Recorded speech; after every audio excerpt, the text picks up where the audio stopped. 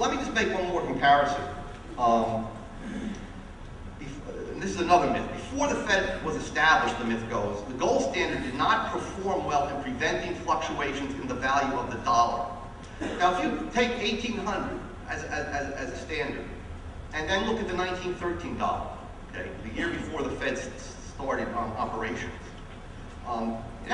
you could actually buy in 1913 $1's worth of goods in 1800 was worth, you could have bought for 79 cents. So the dollar actually increased in value under the gold standard. It increased from $1 to about $1.27. You could buy 27 cents more. Okay. And if you look from 1800 to 1896, before we've had a lot of gold discoveries, the dollar was worth $1.22. Now let's look at the exchange rate value of the dollar. Since 1973, against major currencies, which also are inflating, the U.S. has lost 30% of its value. The U.S. dollar has lost 30% of its value against this basket of currencies, meaning that we're inflating at a higher rate. If you take a very strong currency like the yen, the U.S. dollar used to be worth 360 yen. It's now worth 80 yen. Okay? It's lost 75% of its value against the yen currency. How is this a good job? I don't get it. And neither does the Fed. All right, let me just say a few words about another myth. The Federal Reserve was created in order to protect the public interest by preventing financial crises and stabilizing the economy. Let me just tell you a little story. I'll try to make it as brief as possible. After the Civil War, the U.S. banking system had a cartel. It's called the National Banking System. What that did was to really centralize control in the Wall Street banks, though it did not have total control. It definitely made it easier for them to earn income by inflating the money supply and then lending that created money out at interest. But what would happen was, every time they created an inflation, okay, prices would rise, banks would lose their gold reserves as people began to buy goods abroad and had to pay in gold, that is, they would buy more imports. And at that point, the banks would have to stop inflating. And so some of the banks would go bankrupt because some of their borrowers could not pay the money back because of the recession that was occurring. The bank would stop inflating, raise interest rates. You have business failures and a failure of the businesses to pay back their loans. People would see this and they would go and demand their gold to be redeemed for the checking account money or the currency. Okay. This caused panics of 1873, of 1882, of 1890, of 1893, and in 1907. So we had a number of panics. Now, this is usually blamed on the gold standard, but the point was that these panics occurred because the gold standard restrained the banks from continuing to inflate. So the gold standard was called the golden handcuffs. Every time the banks became too inflationary, they faced the loss of gold reserves as people withdrew their gold, fearful that the banks would fail. So bank failures were a good thing. Now, of course, the Wall Street banks didn't think that was true. They began to complain about something they called the elasticity of the currency. The currency is not elastic, meaning there's no one there to inflate reserves so that we can pay back our depositors when they come in demanding reserves. So they began to push in the 1890s for a central bank, which they called a lender of last resort, basically an inflator of last resort. There was also a movement to sidestep the banks by William Jennings Bryan. He wanted to monetize silver. He wanted inflation, but he didn't want it through the banks. So the banks were worried about the panics. They were worried about the loss of control that would have occurred if the government began to inflate directly by issuing treasury notes against silver. So the bankers got together and they began to push this idea that we needed a central bank. But the American public was extremely hostile to central banking and to monopolization. You still had the Jeffersonian and Jacksonian tradition. Okay? President Jefferson had destroyed the first bank of the U.S., which was a quasi-central bank, and Jackson fought a long and bitter war to destroy the second bank of the U.S. in the 1830s, which is also a quasi-central bank. So that was still in the American psyche.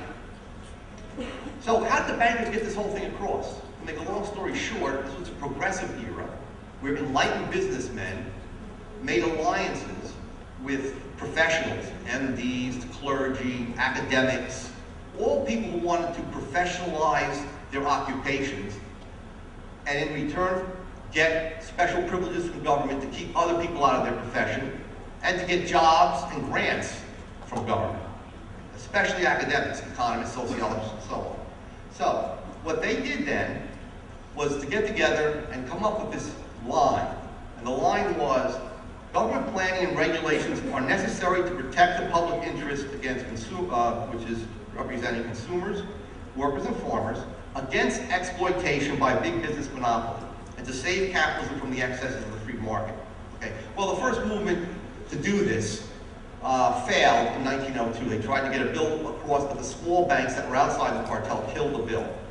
But then in 1910, they began to do it again, or actually 1907, after the panic of 1907. And so for 3 years, they beamed propaganda at the American public. This all culminated in 1910 in a week-long infamous conference at Jekyll Island, in which 6 bankers, academics, and politicians got together. They were all connected to the Morgan and Rockefeller financial empires, and they hammered out a bill, which 3 years later, in almost unchanged form, was passed and signed by President Wilson, and that was the Federal Reserve Act. Okay. So that was a great Christmas present that he gave us. Okay. Because he signed it right before Christmas. All right, now let me talk about the myth that the Fed does not print money, which is what Bernanke had told us on 60 Minutes interview.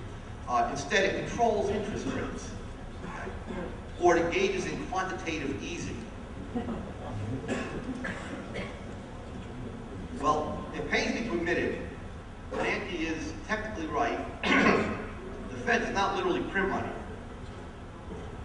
It creates money through a fractional reserve banking system. Which means that each bank, all your banks, hold, by law, a minimum of 10% of your banking deposits. 10% of your checking accounts and 0% of your savings accounts. They can then loan the other 90% out.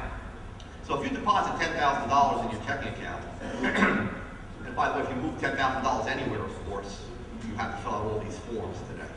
And that's a war against cash. That's another story. So if you put that $10,000 in a bank, they hold $1,000. They keep that in their ATM machines and their vaults on reserve at the Fed. And then the other $9,000 they loan out. So you have $10,000.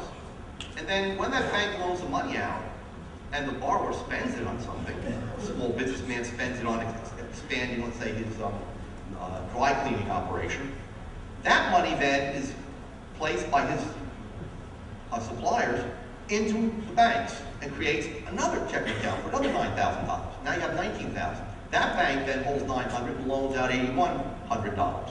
That's redeposited. Okay? So now you get a multiple expansion or multiple deposit creation mechanism operating under fractional reserve banking, which increases every Fed dollar or every dollar that the Fed injects increases up to a maximum of 10 times. So if the Fed injects $100 million on a given day into the bond markets by simply buying bonds, I'll talk about that in a moment, what happens is that that becomes, over time, can become up to $1 billion new dollars of checking account money in the economy, okay? So basically, whenever fractional reserve banks make any kind of a loan, they create money, okay? It also causes a redistribution of income from those who get the new money first to those, or to those who get the new money first, from those people like you and I who may not get that new money for another 18 months. That is, prices begin to rise, our incomes stay the same, our salaries stay the same, we have to pay the higher prices. If prices rise by 10% over that 18 months, your real income has shrunk by 10%. Okay. And it also artificially reduces interest rates, because when the banks loan this money out, there's extra money, a greater supply of money to be loaned out. The only way you get people to borrow that additional money is to lower interest rates a little bit. And that causes bad investments and overconsumption and causes recessions. Okay, so how does the Fed actually print money? Well, they actually do it about 3 blocks from my office. I work at Pace University in New York City, business school right almost on Wall Street. So the New York Federal Reserve Bank, every day between 9 and 11, it's called Fed time, they hold an auction in which they buy bonds, okay, and up until a few years ago, that's all they bought was government bonds, but since then they've been buying other things. But they buy bonds from 30 selected privileged banks and bond dealers, Goldman Sachs, for example, and others. Okay? And let's say they buy $100 million worth of bonds. Now let me step back for a moment. Since 1980, the Fed can buy literally anything. Okay? I sold an SUV last year, a used SUV. Okay? It's an epic tragedy if my wife has to keep the car more than 3 years. So we had to sell the SUV. So I sold it for $10,000. Now let's say the Fed, as part of its quantitative easing program, was buying SUVs. What they would do is simply print up a check, sign it the Fed, write it out for $10,000 to me. I would then deposit it in my bank, and presto, the bank now has $10,000 that it can loan out. Now the Fed wouldn't even really write me a check. What it would really do is to just hit the keystroke, make an electronic entry, increasing my bank's reserves by 10,000. The bank would then increase my account by 10. It would all be done electronically in cyberspace. Okay? So the money is conjured up out of nothing. Now, in the real world, during Fed time, every day, they buy tens of millions, if not hundreds of millions of dollars worth of bonds. From 2001 to 2005, this is what created the bubble, by the way, the Fed increased the money supply by $2 trillion, from $5 trillion to $7 trillion. So at the beginning of 2001, it was $5 trillion. By the end of 2005, it was $7 trillion. That works out to an increase in the money supply of $1 billion per day. Just the back of the envelope calculation I did last night. They created $1 billion a day. Well, of course asset prices went up. Are they idiots? What else is going to happen to this money? Okay? So housing prices, stock prices went up and so on.